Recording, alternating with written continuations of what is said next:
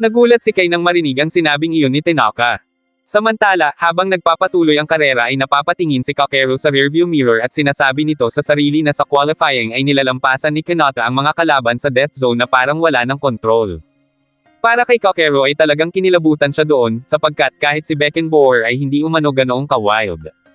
Dahil doon ay inakala ni Kakeru na magiging agresibo si Kanata sa bahaging iyon, pero nananatili lang itong tahimik sa likod ni Nozomi kaya inisip ni Kakeru na baka nag-iingat lang si Kanata o baka sinusubukan umano nitong tipirin ang gulong.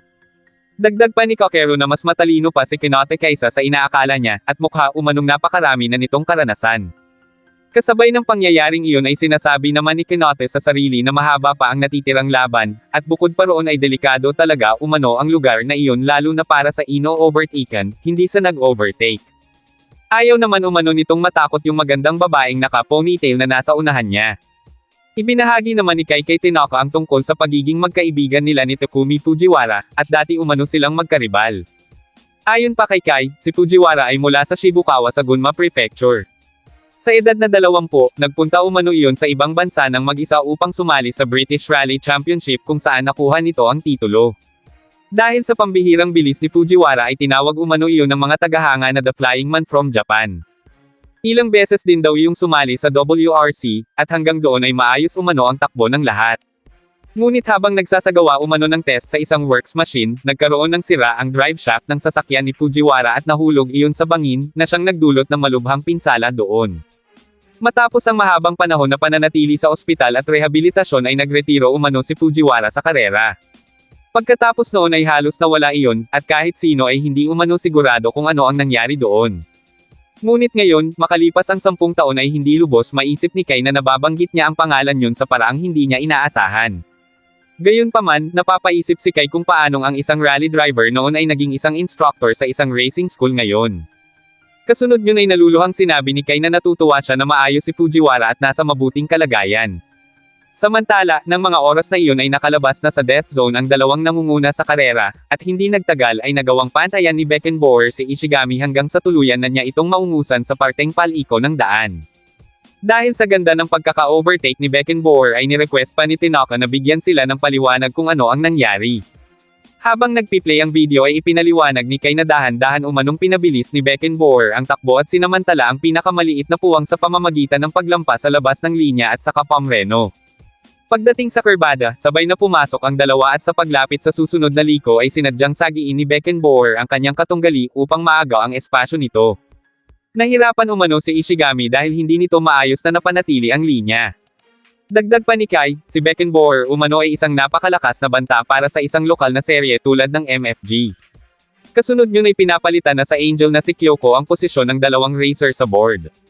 Nagulat naman si Tanaka nang makita na ang tatlong sasakyan na naglalaban para sa ika-11 pwesto ay nakalabas na mula sa death zone. Isinalaysay ng commentator kung paano ginagawa ng 86 GT ang galaw nito sa ika-18 pwesto sa Ohiredai Hairpin, at kung paano nito nagagawa na kontrolin ang puwersa habang maayos na nagpapabagal ng takbo. Humanga si Tanaka sa husay ni Kanata sa paggamit ng 4 na gulong para magpabagal, at sinabing mukhang ang alagad ng tragic rallyist na si Fujiwara ay tunay ngang kakaiba.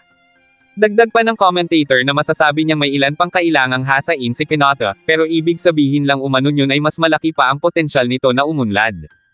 Hindi nagtagal ay nagawa ng maunahan ni Kanata ang dalawang sasakyan na nasa unahan niya, bagay na labis na ikinagulat ng mga commentator, habang si Nozomi naman ay natawa pa kaya sinabihan ito ni Kakeru na manahimik dahil wala umanong nakakatawa.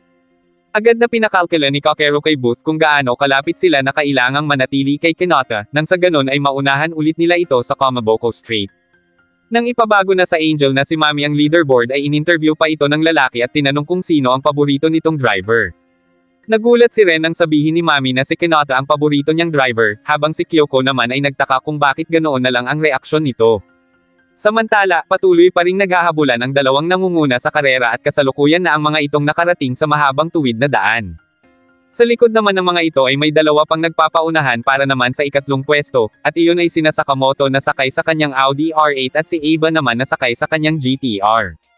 Dahil sa kagustuhan ni Aba na makamit ang halik ni Angel number 7 ay inihataw nito sa bilis ang kanyang sasakyan hanggang sa tuluyan na niyang maunahan si Sakamoto. Para naman sa ika-8 pwesto ay pinaglalabanan iyon ng naka-Lamborghini at Ferrari, hanggang sa sumingit si Acaba palabas ng slipstream ng Lamborghini sa eksaktong tamang tiyempo. Sa pamamagitan naman ng pag-slipstream ng magkapatid na Coquero at Nozomi ay nagawa ng mga itong malampasan si Kinata. Kasunod yun ay isinenyas ni Nozomi kay Kinata na pumunta sa likod nila at hihilahin nila ito pasulong. Sumang-ayon si Kinata kaya sinabi ni Nozomi sa kanyang kapatid na ayaw niyang makarinig ng reklamo dahil mas maganda umano ang slipstream kapag 3 kotse ang magkakasabay. Sumagot si Coquero at sinabing hindi siya magrereklamo kaya rumatsyade na ang mga ito na parang 3 yugtong rocket. Habang nagaganap iyon ay biglang nanlaki ang mga mata ni Ogata dahil naisip nito na paano kung inadjust ni Kinata ang timing para makasabay sa 2 kotse sa likod nito. Habang nakikipaglaban umano si Kinata sa Lotus at Alpha ay tinansya nito ang lakas ng makina ng mga iyon, at dahil doon ay nakontrol ni Kinata kung saan siya maaabutan ng 2 sa Komaboko Strait. Kasabay ng pangyayaring iyon ay nakalusot na sa starting gate ang 2 nangunguna, kung saan nananatili pa rin sa unang pwesto si Ishigami.